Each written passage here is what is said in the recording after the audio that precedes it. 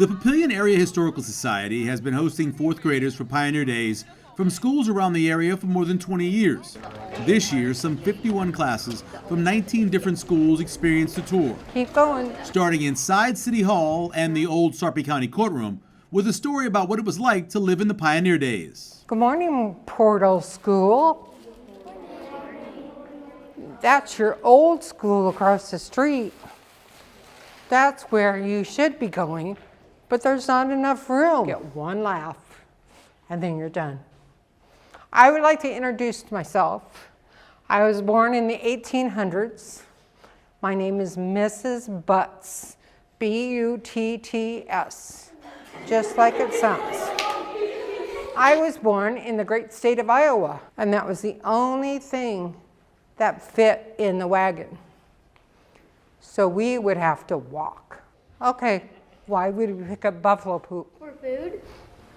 Would you eat buffalo poop?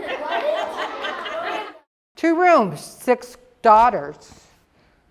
Father and mother lived in one room, their bedroom, and the other room held our table, our cook stove, our fireplace, and kind of a big floor, which is where we slept. And as we walked, it was cold. Do not lay down. You may go ahead, teachers. Everybody's waiting for you. From the former courtroom, up the old stairs to the former Sarpy County Jail. I'm Officer Bamer with the Papillion Police Department, and this is going to be your jail tour today. So this jail was active here in Sarpy County. This is our Sarpy County Jail from 1928 to 1974. I heard that somebody's supposed to get handcuffed. Handcuffs, no handcuffs. I'm not sure who keeps telling you guys that. I've been asked that several times. This is how you would open and close all the cells. Okay, so quite loud. And then we're going to go into our main cell area. Now we'll go into the shower area.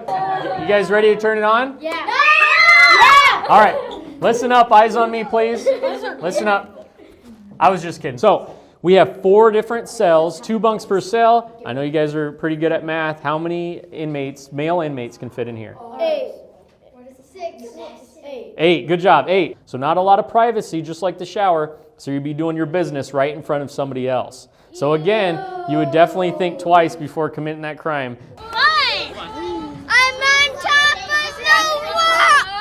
You definitely had to be nice to your jailer to come up here, okay? So this would be where your rec area would be. So any type of exercise or mainly fresh air.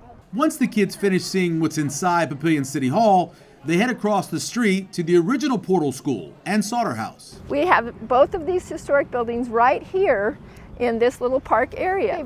And you can just park your books right in here in the cloakroom. Ms. Ingwerson may have a special signal or word she does or says to you when she needs your attention right away. So that will be mine. And I try to give everyone a chance to stand at least once. So when I do that, just slide out of your bench seat like Emma did to the right. But I have so many things I want to share with you. And sometimes I kind of forget. So if you're really super good listeners, then that really helps me. So thank you so much. What do you think this is? Slide out to the right. Is it like kind of like ink? Yep.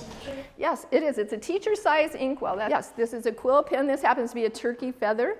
And with a quill pen, you would just dip it into the inkwell and then write. And then there's a rope attached to the bell. That rope comes down through here, and then the teacher would pull on the rope and the bell rings. Good morning, boys and girls. It's so nice to see you today.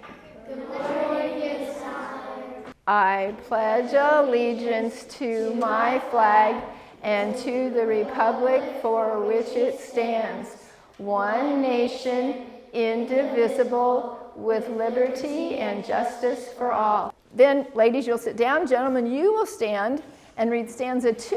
If at first you don't succeed, try again. All that other folks can do, why with patience should not you? A multiplication problem. I think I see the correct answer on every board. That is wonderful. Amanda and Martha, there you go, and you may go out this way. It's a short walk from the school to the Sautter House, but the journey back in time is pretty memorable. When the Historical Society bought it for $1 in 1979, the inside of this room and the kitchen looked like that.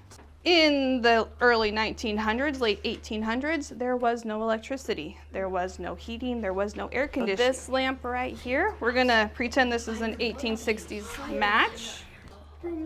There we go.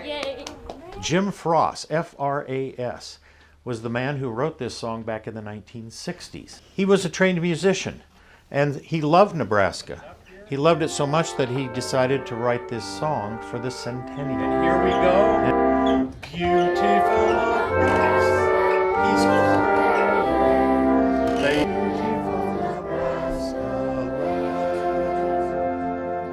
It's a wax cylinder. So the same thing, and then there's just one groove, and it goes round and round.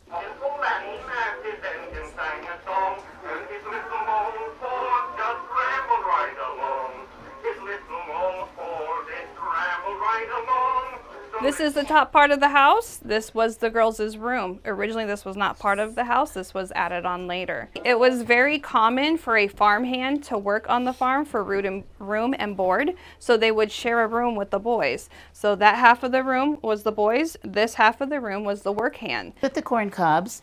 This is a lifter, and then you can lift the plate up here. What do you think this is? It is a toaster. And then it sits here, and it toasts on one side. You take a fork, and you turn it around and toast the other side. Hang up the phone. This is the earpiece. Okay, so you'd stand real close. There you go, and you hang it up.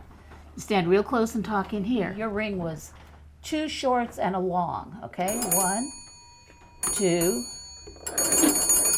In all, the tour back to the late 1800s lasts about 2 hours, but it's a memory the kids will have for a lifetime. You know who introduced ice cream to America? For Papillion Now, I'm Michael Severe. What do you think this one is?